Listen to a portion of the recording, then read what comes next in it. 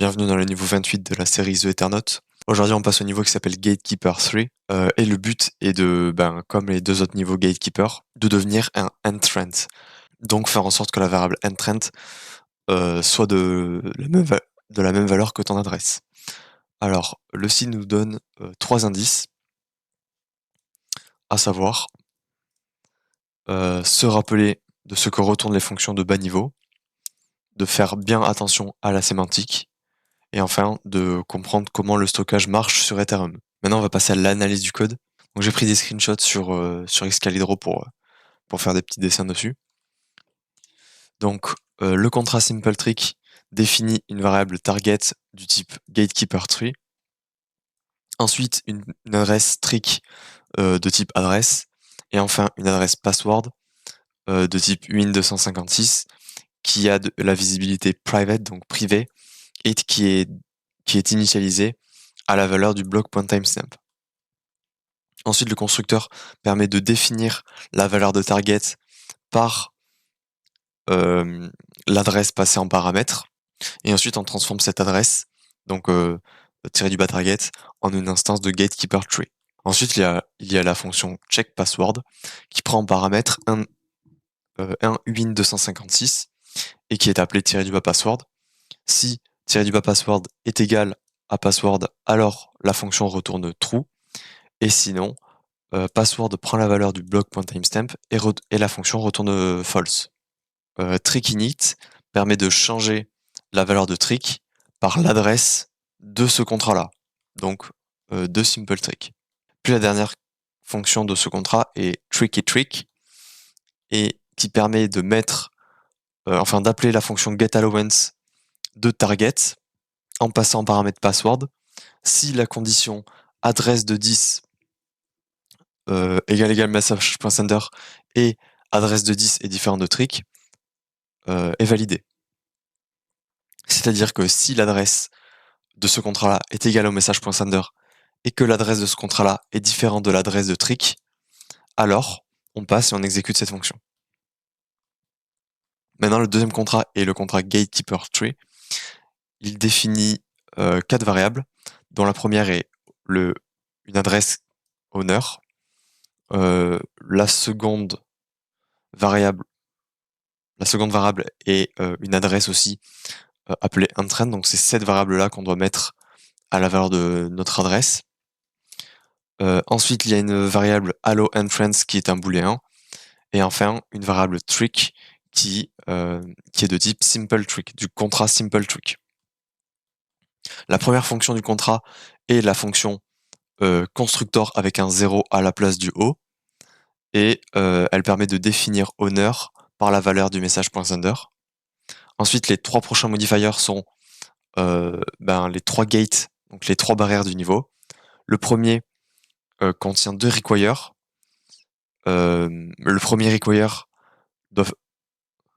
premier require nécessite d'avoir message.sender qui est égal au owner. Et le deuxième require nécessite d'avoir transaction.origin qui soit différent du owner. La deuxième barrière nécessite d'avoir alloEntrance qui soit égal à true. Et enfin, la dernière barrière nécessite que cette condition-là soit passée, c'est-à-dire que l'adresse, le solde de l'adresse actuelle du contrat soit supérieur à 0,001 Nether et que lorsque l'on transfère 0,001 ETH vers le owner, alors la transaction doit échouer. Donc .send permet d'envoyer de l'Ether, donc envoi de l'Ether, ça retourne true si ça s'est bien passé, et sinon ça retourne false. Donc si la transaction si le .send a réussi, ça retourne true, et sinon ça retourne false, mais ça ne provoque pas d'erreur. Donc ne provoque pas d'erreur. Et c'est ici le cas qu'on veut, c'est faire en sorte que la transaction échoue et retourne false pour réussir à passer la dernière gate. Je continue, donc la fonction d'après est getAllowance. elle prend en paramètre un win256 appelé _password, dont elle va passer la valeur à la fonction checkPassword du contrat trick. Puis si justement checkPassword retourne true, alors on va mettre allow_entrance à true. Ensuite, la fonction createTrick permet de mettre la valeur de trick à l'adresse du contrat simpleTrick créé grâce au mot-clé new. Donc en fait, cette partie-là va faire en sorte de déployer un contrat simpleTrick. Déployer le contrat simpleTrick. Et on passe en paramètre payable de adresse de 10, donc c'est-à-dire l'adresse de ce contrat intelligent. Et quand on regarde le constructeur de simpleTrick, on peut voir que, en effet, ça prend une adresse, et cette adresse deviendra la valeur de target, c'est-à-dire une instance du contrat gatekeeper_tree. Ensuite, on a la fonction enter, qui comprend du coup les trois modifiers qu'on vient de voir, gate1, gate2 et gate3, et qui permet de définir la valeur de entrant à transaction.origin. Donc on va devoir faire en sorte d'utiliser cette fonction d'appeler cette fonction enter en passant les trois barrières pour réussir le niveau. Et enfin, en tout dernier, le contrat implémente la fonction receive qui lui permet de recevoir des fonds. Donc on va maintenant passer à la solution. Donc je vais t'expliquer d'abord comment passer le gate 1, puis comment passer le gate 2, et enfin le gate 3. Et on va voir comment résoudre le niveau. Donc je vais d'abord faire les explications et ensuite le code. Donc pour la gate 1, pour réussir à passer le premier require, il faut que le message.sender soit égal au owner. Et quand on regarde la fonction constructor, elle permet de définir le owner par la variable du message.sender. Et en fait, ici, c'est pas le mot-clé constructor. C'est une fonction qui s'appelle constructor, mais c'est pas le mot-clé directement constructor. Donc ça veut dire que tout le monde peut appeler cette variable pour devenir le owner. Et elle ne sera pas exécutée au moment du déploiement. Donc c'est-à-dire qu'avant d'appeler la fonction enter, il faudra appeler la fonction constructor pour qu'on soit le owner. Ensuite, pour passer le deuxième require, c'est comme les deux autres niveaux gatekeeper, il faut appeler la fonction enter depuis un contrat intelligent. Maintenant, on passe au deuxième modifier, donc gate2. Il faut que allow_entrance soit égal à true.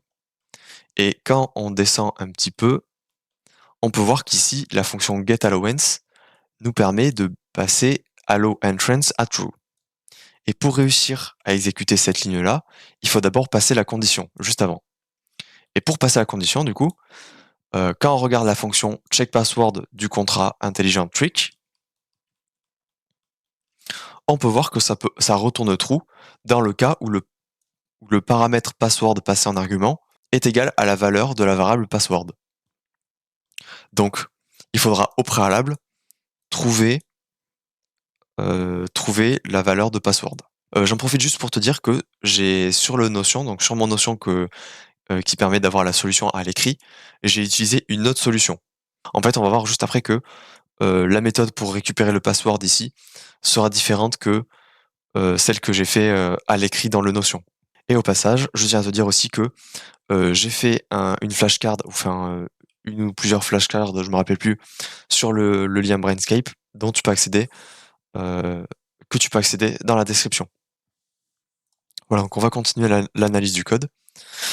Donc comme je l'ai dit, on va devoir retrouver la valeur de password pour faire en sorte que cet appel de fonction retourne true. Maintenant, pour la dernière gate, donc pour la dernière barrière, il faut tout d'abord que le solde du contrat actuel soit supérieur à 0,01 ETH. Donc ça veut dire que comme le contrat a inclus la fonction receive, on va devoir au préalable, avant d'appeler la fonction enter, avoir transféré plus que 0,001 ETH. Donc dans notre cas, on va transférer plutôt 0,002 ETH au contrat. Ensuite, la deuxième condition, comme je l'ai expliqué tout à l'heure, est de faire en sorte que le transfert de 0,001 Ether à l'adresse de owner échoue. Donc, que .send retourne false, que .send retourne false parce que la transaction a échoué. Voilà pour les explications des 3 gates, enfin des 3 barrières. Une fois que ça passera, ça mettra un trend à transaction.origin et on pourra soumettre l'instance pour réussir le niveau. Donc maintenant, on va se rendre dans Remix. On va se rendre dans Remix pour réussir le niveau. Et il faudra au préalable qu'on trouve la valeur de password pour réussir, enfin pour passer le bon argument, le bon paramètre dans la fonction getAllowance.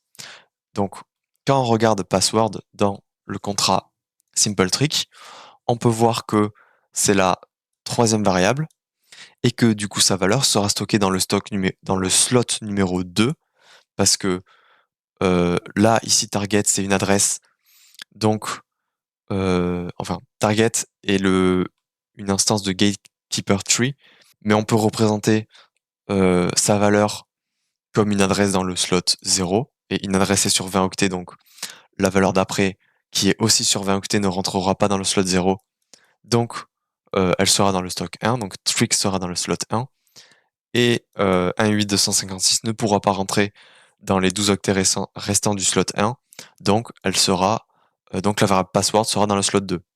Et c'est pas parce qu'elle est privée qu'on peut pas y accéder, parce que vu que c'est la blockchain Ethereum, on peut accéder à tous les slots du contrat. Et pour accéder à tous les slots du contrat, il faut utiliser la fonction web3 .eth.getStorage@. Et quand je vais sur la documentation de Web3 JS getStorage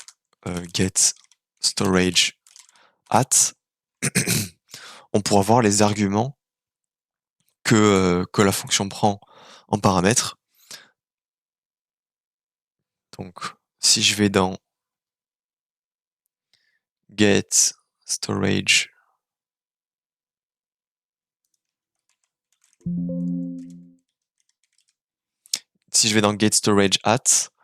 on peut voir que le premier argument est l'adresse et la deuxième position est le numéro du slot. Donc l'adresse, dans mon cas, ça va être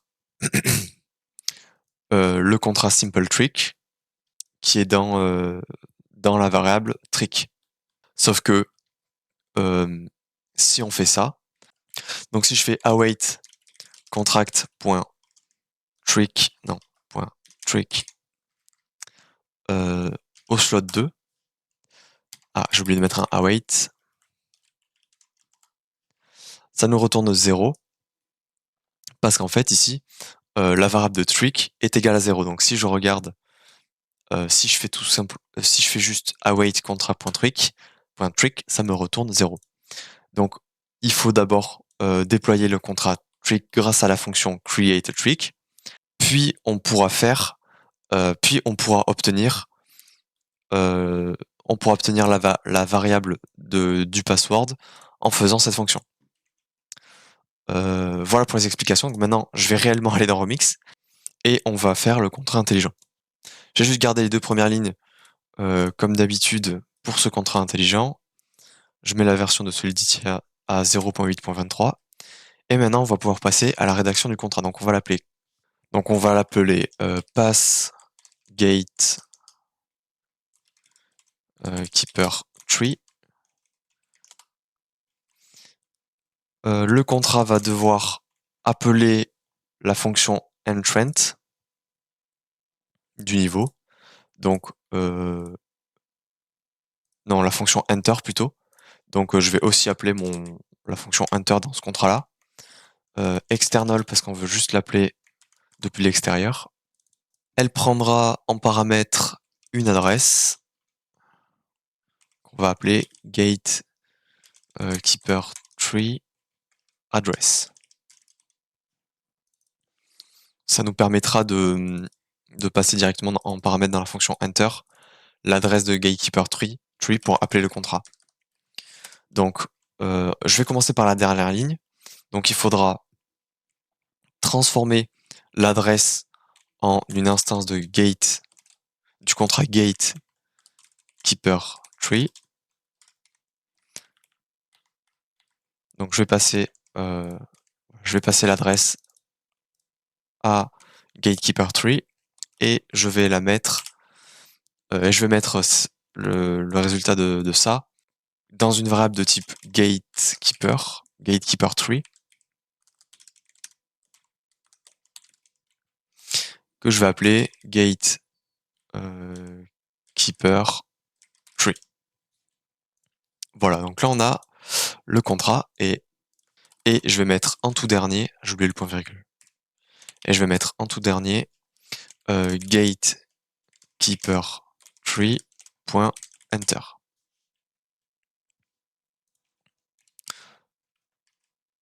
Voilà, donc ça permettra d'appeler la fonction enter du contrat gatekeeper tree. Maintenant, on veut passer la première barrière. Et donc, pour la passer, il faut que on appelle au préalable constructor. Donc, on va faire gatekeeper tree. Alors, j'ai mis un point ici, j'ai pas fait exprès, mais je vais mettre un point virgule, voilà. Et maintenant, il faut j'ai pas défini le contrat gatekeeper tree, donc je vais définir une interface. Interface gatekeeper tree. On veut appeler la fonction enter. Pour l'instant, on va appeler la fonction enter. Donc, je vais juste aller copier. Voilà, je vais juste aller copier ça. Il faut la mettre en external parce que c'est une interface. Maintenant, pour passer la première barrière, on va avoir besoin de la fonction constructor, mais avec un 0 comme ça. Ok, pareil, en external. Donc, c'est la même chose que ça. Donc, je peux appeler la fonction gatekeeper tree.constructor. Voilà. Maintenant, on veut passer la deuxième barrière.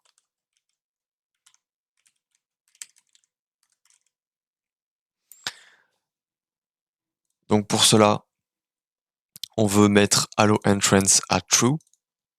Et pour mettre allow entrance à true, il faut d'abord avoir la bonne valeur du password que je vais obtenir après avoir appelé la fonction createTrick, puis la fonction getStorageAt. Donc contract.createTrick, entrée.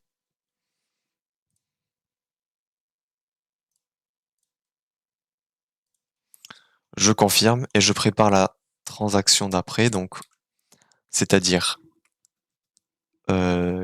await web3.eth.getStorageAt de l'adresse du contrat trick qu'on vient de déployer avec la fonction createTrick et le slot 2 parce que ici 0, 1, 2 parce que ici la variable password est dans le slot 2. Ça me donne voilà, ça me donne la variable, enfin la valeur du password. Donc je vais la copier et je vais la passer en paramètre en appelant la fonction getAllowance. Donc gatekeeperTree.getAllowance. On n'a pas encore défini la fonction, donc je vais juste la rajouter dans l'interface, comme ça. Voilà, je change le public en external. Et donc là, maintenant, quand je fais .get, bon, je sais pas pourquoi ça me le fait pas, mais .getAllowance, en passant en paramètre la valeur du block.timestamp. En fait, j'ai pas besoin de le mettre entre parenthèses, juste besoin de le mettre comme ça. Voilà, donc là, on a passé la variable du block.timestamp dans la fonction. Donc, on peut passer à la résolution de la barrière numéro 3. Et donc, il faut que au préalable, on transfère plus que 0,001 ETH au contrat. Donc pour cela, je vais le faire aussi en Web3.js. Donc, on va faire un web3.eth.send transaction. Non, point. Je pense qu'on peut faire juste contract.send transaction. Voilà.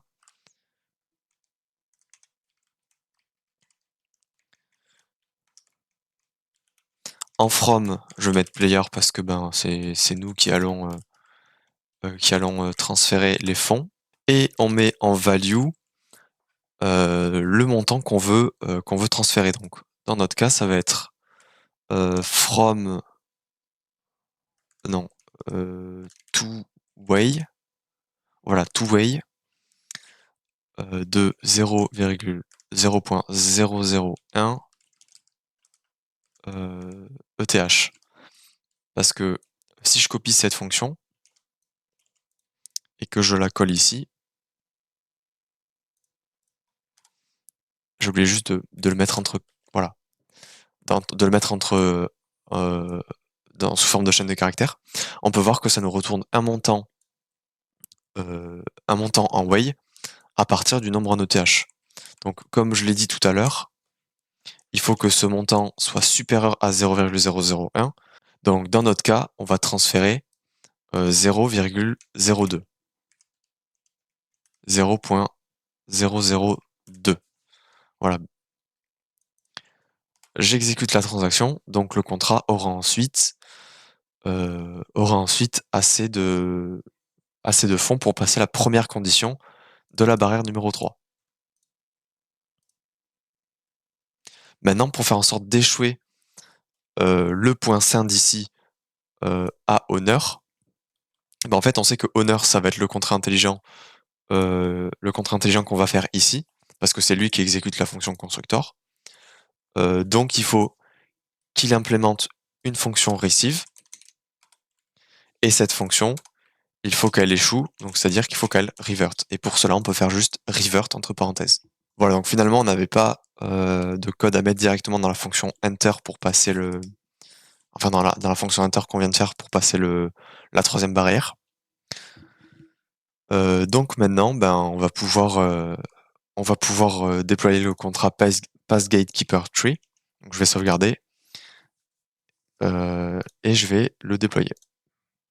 Deploy. Ah oui, j'ai oublié de me mettre sur le réseau MetaMask, enfin sur le réseau Sepolia. Donc je déploie. Il ne nous restera plus qu'à passer l'adresse du contrat Gatekeeper. Donc pour cela, je vais taper instance, copier l'adresse et la passer en paramètre de ma fonction enter de mon contrat passGatekeeper tree. Donc je la colle, transact.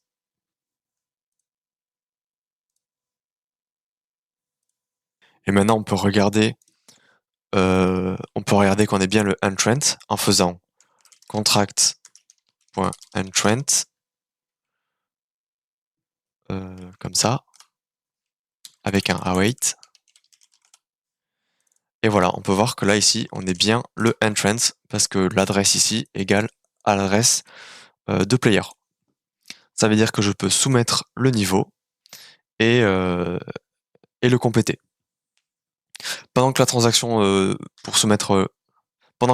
se fait, j'en profite pour te dire que je propose du coaching en développement blockchain. Donc si tu es intéressé, je te laisse cliquer sur le premier lien dans la description. Et voilà, on a réussi le niveau.